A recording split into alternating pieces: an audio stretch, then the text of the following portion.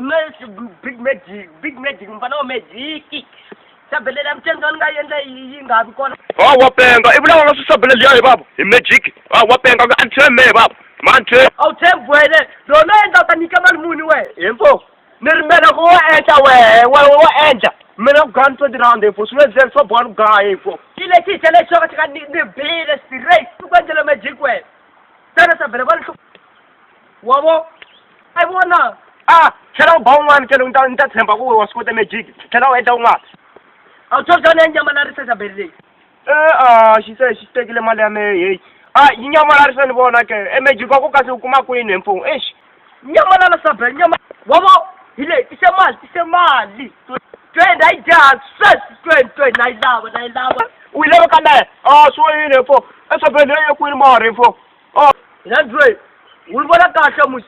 Lo yeyi.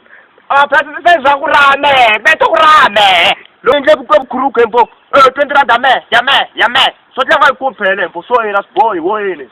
Woman guy nta kuyibe ma badge magic wena. Magic teka badge, utakela badge. Ile warbo musi ile.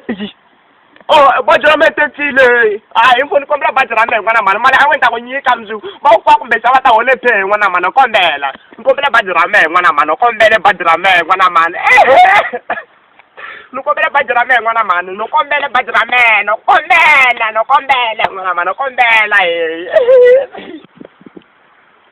mabaja wa ngezi umakumile ni utasungula udise 20 rand hansi kuriko kuma baja wa siku alukuzela bulo bokusela kuyibela swin'wana we ani ndzi nda ku nyika vhiki leri taka na wena kombela ejazi ra mina kombele mpo no kombela baji lo gava swi inanguta kahle laha inanguta laha sweswi ni teka nixiho lexi nga lo kaka n'we ta sa u ri na xin'we sweswi ni ta ku tekela xirhangiso mani